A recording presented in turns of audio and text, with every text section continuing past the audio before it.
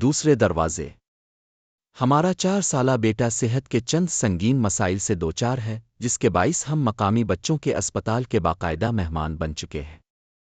2 ہفتے قبل وہ اسپتال میں کئی روز داخل رہا، ایک پیچیدہ جراحی کے لیے۔ یہ مرحلہ ہمارے لیے بے حد کٹھن اور دل سوز تھا، مگر ہر بار اسپتال سے واپسی پر ایک عجیب سی شکرگزاری دل کو چھو لیتی ہے۔ کیوں؟ صرف ان دوسرے دروازوں کی وجہ سے۔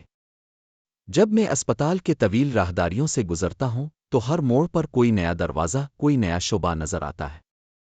ایک دروازہ جہاں جراح بچے کے بگڑے چہرے کی اثر نو تعمیر کرتے ہیں۔ ایک دروازہ جہاں جلے ہوئے معصوم جسموں کا علاج ہوتا ہے۔ ایک اور دروازہ جہاں چھوٹے بچے سرطان جیسے خوفناک مرض سے نبرد آزما ہوتے ہیں۔ میں ان دروازوں کے پاس سے گزرتا رہتا ہوں۔ کبھی کبھی کسی ایسے کمرے کے سامنے سے گزرتا ہوں جہاں زندگی اور موت کی جنگ جاری ہوتی ہے۔ اندر جھانکتا ہوں تو ایک نڈھال بچہ مشینوں اور نالیوں میں گھرا نظر آتا ہے۔ اس کے والدین خاموشی سے آنسو بہا رہے ہوتے ہیں، ان کے چہرے کسی گہرے صدمے کا عکس ہوتے ہیں۔ میں خاموشی سے آگے بڑھ جاتا ہوں۔ 4تھی منزل پر میں انڈر گراؤنڈ اسے گزرتا ہوں، وہ جگہ جہاں ICU کے مریضوں کے والدین دن رات گزار دیتے ہیں، کسی خوشخبری کے منتظر۔ میں وہاں بھی رکے بغیر گزر جاتا ہوں۔ ایک رات دیر گئے میں ویٹنگ روم میں بیٹھا ہوتا ہوں۔ ایک ہی خاندان موجود ہوتا ہے۔ ان کا معالج آتا ہے اور اطلاع دیتا ہے کہ مریض بچے نے خودکشی کی کوشش کی، چہرہ بری طرح زخمی ہے۔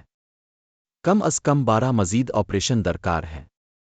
زندگی بھر کے زخم اور سوالات۔ میں چپ چاپ بیٹھا ان دروازوں کا تصور کرتا ہوں جن سے یہ خاندان آنے والے برسوں میں گزرے گا۔ پھر میں اٹھتا ہوں اور پری اسکول وارڈ کی طرف چل پڑتا ہوں، اس ایک مخصوص دروازے کی طرف جہاں میرا بیٹا آہستہ آہستہ صحت کی طرف لوٹ رہا ہے۔ عجیب بات ہے، مگر میں دل سے شکرگزار ہوں، کیونکہ یہاں ایسے سینکڑوں دروازے ہیں جو ہماری حالت سے کہیں زیادہ بھیانک ہیں، اور ہم بھی ان میں سے کسی ایک دروازے کے پیچھے ہو سکتے تھے۔